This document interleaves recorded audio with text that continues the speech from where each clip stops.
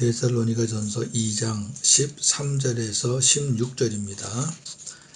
이러므로 우리가 하나님께 끊임없이 감사함은 너희가 우리에게 들은 바 하나님의 말씀을 받을 때에 사람의 말로 받지 아니하고 하나님의 말씀으로 받음이니 진실로 그러하도다.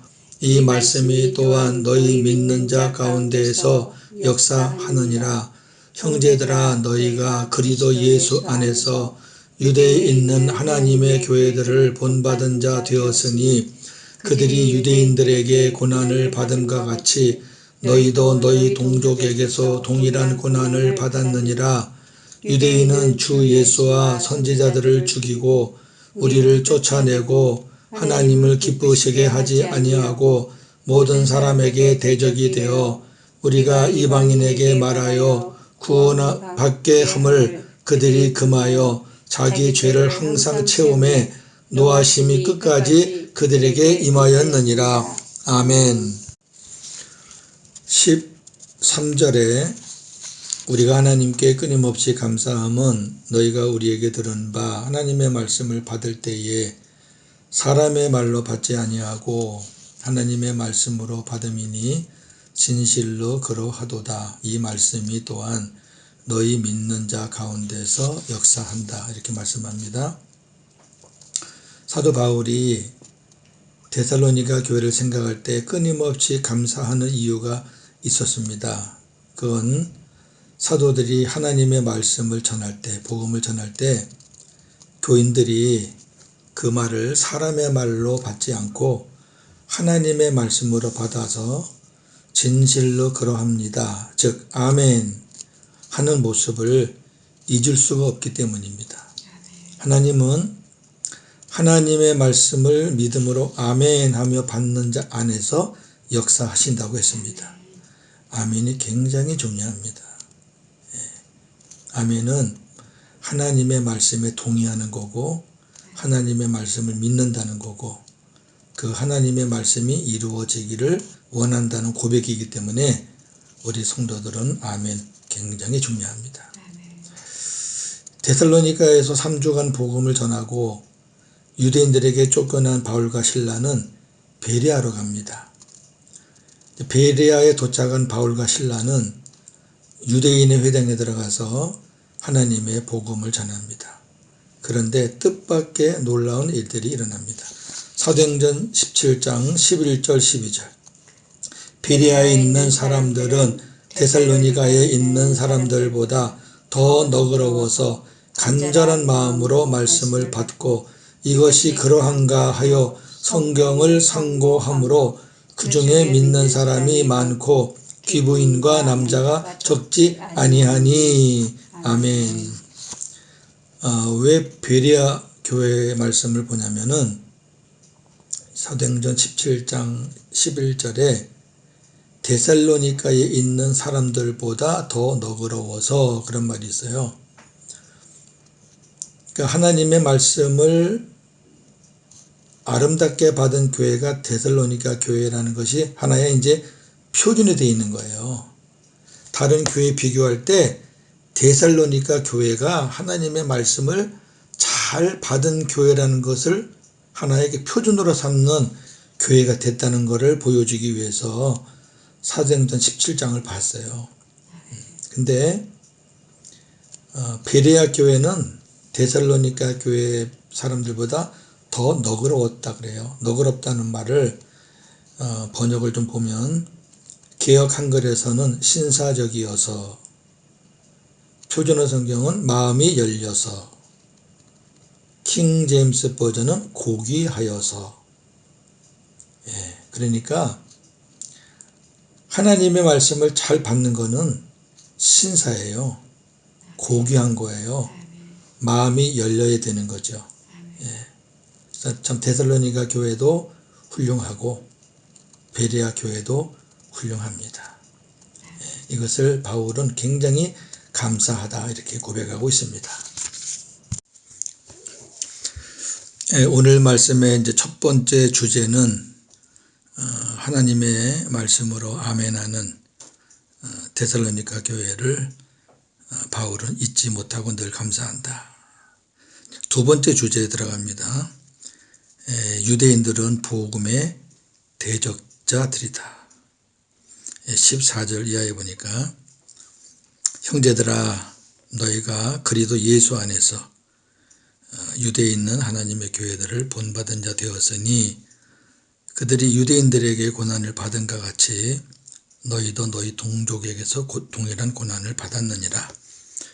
유대인은 주 예수와 선지자들을 죽이고 우리를 쫓아내고 하나님을 기쁘시게 하지 아니하고 모든 사람에게 대적이 되어 우리가 이방인에게 말하여 구원받게 함을 그들이 금하여 자기 죄를 항상 채움에 노하심이 끝까지 그들에게 임하였다. 이렇게 말하고 있습니다. 오늘 본문의 말씀을 정리하면 유대인들이 한 행태가 이렇습니다. 주 예수님을 죽였습니다. 선지자들을 죽였습니다. 바울과 실라 같은 사도들을 쫓아냈습니다. 그리고 하나님을 기쁘시게 해드려야 될 사람들인데 하나님을 기쁘시게 해드리지 않았습니다. 로마서 10장 1절 2절에 보면 그들의 잘못된 열심을 볼 수 있습니다. 내가 증언하노니 그들이 하나님께 열심이 있으나 올바른 지식을 따른 것이 아니니라. 하나님의 의를 모르고 자기 의를 세우려고 하나님의 의에 복종하지 아니하였느니라. 아멘. 유대인들은 하나님을 모르는 사람들이 아닙니다. 하나님을 알아도 너무 잘 아는 사람들입니다. 그런데 잘못 알고 있습니다. 아는데 잘못 알고 있습니다. 그래서 하나님을 기쁘시게 해드려야 되는데 하나님의 의를 드러내야 되는데 하나님의 의를 따라야 되는데 자기 의를 세우고 자기 의를 이루려고 했기 때문에 결국 하나님을 기쁘시게 해드리지 못했습니다. 다섯 번째, 모든 사람에게 대적이 되었다고 말합니다. 같은 동족이라도 같은 유대인이라도 기독교로 개종하는 순간 그때부터 그들은 대적으로 여기고 죽이려고 했습니다. 그 대표적인 사람이 바울입니다. 여섯 번째, 이방인들이 복음을 듣고 구원받는 것을 회방하고 금했습니다. 이유는 이방인들은 구원받을 자격이 없다고 생각합니다. 그들은. 구원은 자기네들만이 받을 수 있는 잘못된 선민의식을 갖고 있습니다. 이방인들을 짐승 취급하거나 상대할 수 없는 사람으로 여기기 때문에 이방인들에게 복음을 전하는 것을 볼 수가 없습니다. 그들은. 그래서 이렇게 회방하는 거죠. 결국 이 모든 일들은 하나님 앞에서 자기 죄를 채우는 겁니다.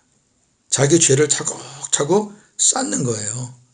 그러니 마지막 때 하나님의 진노를 피할 수 없습니다. 오늘 본문 말씀 참 무섭습니다. 한 가지 이제 데살로니가 교회와 연관되어 있는 것을 한번 보면 데살로니가에서 복음을 전하는 바울과 실라를 데살로니가에서 3주 만에 쫓아낸 유대인들이잖아요. 그들이 바울과 실라가 피한 베레아까지 쫓아가서 사도들의 사역을 방해한 겁니다. 사도행전 17장 13절 데살로니가에 있는 유대인들은 바울이 하나님의 말씀을 베레아에서도 전하는 줄을 알고 거기도 가서 무리를 움직여 소동하게 하거늘. 보세요. 자기네 도시에서만 방해한 거 아니에요. 이들은 사명감을 갖고 방해하는 거예요. 왜? 이방인들은 구원이 없다는 거예요. 그러니까 방해하는 거예요. 결국 베레아도 잠깐 있다가 또 아덴으로 쫓겨납니다. 사도행전 후반부의 내용은 대부분 사도 바울의 전도, 선교, 사역입니다. 바울이 복음을 전할 때 가로막는 무리들이 참 많았죠. 다양했죠. 그런데 그중 가장 극렬한 자들이 유대인들이었습니다. 특히 에베소에 있는 유대인들은 얼마나 악한지 바울이 가는 곳마다 쫓아가서 갖가지 방법으로 회방하고 극기하는 바울을 죽이려고 음모를 꾀하기도 했습니다. 말씀을 정리합니다. 이러한 기독교의 역사를 우리가 역사로 끝내면 안 되겠고요. 이제 복음의 눈으로 한번 정리하면 좋겠어요. 지금도 복음을 방해하는 자들은 불신자들이 아닙니다. 복음을 방해하는 자들은 율법주의자들입니다. 지금도 끊임없이 율법주의자들은 복음을 방해합니다. 마태복음 23장 13절을 제가 보겠습니다. 화 있을진저 외식하는 서기관들과 바리새인들이여, 너희는 천국문을 사람들 앞에서 닫고 너희도 들어가지 않고 들어가려 하는 자도 들어가지 못하게 하는도다 그랬습니다. 천국문을 닫아요. 그래서 자기도 못 들어가고 들어가려고 하는 사람도 못 들어가게 해요. 15절 화 있을진저 외식하는 서기관들과 바리새인들이여, 너희는 교인 한 사람을 얻기 위하여 바다와 육지를 두루 다니다가 생기면 너희보다 배나 더 지옥 자식이 되게 하는도다. 교인 하나 얻으려고 바다와 육지를 다녀요. 그래서 얻었어요. 그런데 그 얻은 교인을 배나 더 지옥 자식으로 만드는, 누가 그래요? 서기관과 바리새인들이에요. 불신자 아니에요. 하나님을 잘 섬긴다는 대표적인 사람들이에요. 쉽게 말해서 율법주의자들이에요. 율법이 최고라는 거죠. 율법으로 구원받으려고 하는 사람들이에요. 율법으로 자기 의를 드러내는 사람들이에요. 이 율법에 의해서 예수님을 죽이고 사도들을 죽이려고 하는 사람들이에요. 지금도 율법을 전하는 사람들 많습니다. 그러나 율법으로는 구원이 없습니다. 구원은 새 언약의 복음 믿을 때 구원이 있습니다. 자, 우리가 하나님의 은혜로 복음을 깨달았습니다. 율법으로 잘못 살았던 것들을 우리가 정리했습니다. 그리고 이제는 율법과 복음을 분별하게 됐습니다. 율법을 믿는다는 것은, 율법으로 산다는 것은 내가 스스로 무언가를 지켜서 하나님의 뜻을 이루어 보겠다고 사는 겁니다. 한 사람도 구원받을 수 없습니다. 복음으로 산다는 것은 새 언약의 중보자로 오신 예수님을 내 안에 모시고 그 주님이 주시는 마음과 생각으로 사는 겁니다. 그래야 구원이 있습니다. 복음으로 살 수 있습니다. 오늘도 복음으로 승리하시는 저와 여러분 되기를 주님의 이름으로 축원합니다. 아멘. 하나님, 참으로 감사합니다. 오늘 말씀을 볼 때 하나님의 말씀을 우리가 전하고 들을 때 전하는 자도 사람의 말로 전하면 안 되고 받는 자도 사람의 말로 받으면 안 되고 전하는 자도 하나님의 말씀으로 전하고 받는 자들도 하나님의 말씀으로 받을 때 하나님이 역사하신다고 했습니다. 사도 바울은 데살로니가 교회 교인들이 그렇게 말씀을 아멘으로 받는 모습이 너무너무 잊을 수가 없어서 생각할 때마다 끊임없이 하나님께 감사한다고 했습니다. 또한 율법주의자들인 유대인들은 예수님도 죽이고 선지자들도 죽이고 사도들도 죽이고 이방인들의 복음 구원도 막고 같은 동족이라도 기독교로 개종하면 죽이고 자기들은 올바른 의라고 생각하고 하나님의 뜻도 모르고 그렇게 하는데 결국 그것은 하나님 앞에 진노의 잔을 채우는 거라고 그랬습니다. 옛 언약 율법으로는 구원이 없습니다. 그럼에도 지금도 율법으로 구원을 받으라고 전하는 사람들이 있습니다. 주님, 복음을 깨닫게 주셔서 감사합니다. 인간들은 죄인이기에 우리가 무엇인가를 행해서 구원받을 수 있는 능력도 없고 자격도 없습니다. 결국은 아무것도 못하고 맨날 구원의 확신이 흔들리고 남 비판, 정죄, 판단이나 하고 그렇게 살다가 끝나봐야 어디 가겠습니까? 그 안에 주님이 안 계신데 주님이 내 안에 계셔야 주님을 믿음으로 영접해야 주님을 나의 머리로 인정해야 그 주님이 우리에게